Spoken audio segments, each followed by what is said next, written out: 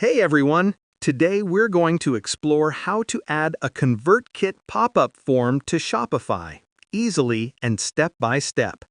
If you're new to ConvertKit, don't forget to check out the free trial link in the description below. For those already set up, just log in and follow along.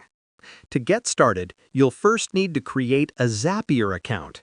Zapier helps you connect ConvertKit with Shopify automatically. Once you're logged in, head over to your Zapier dashboard. Click Create, then select Zaps to begin setting up your automation.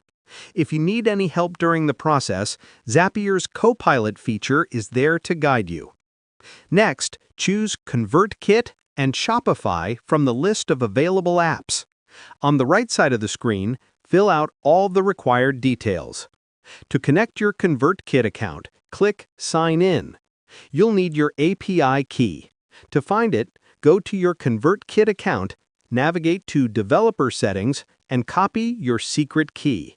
Paste it into Zapier and click Yes, Connect to ConvertKit.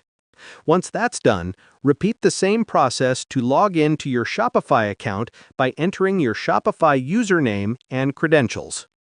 After both accounts are connected, take a moment to configure your settings as needed.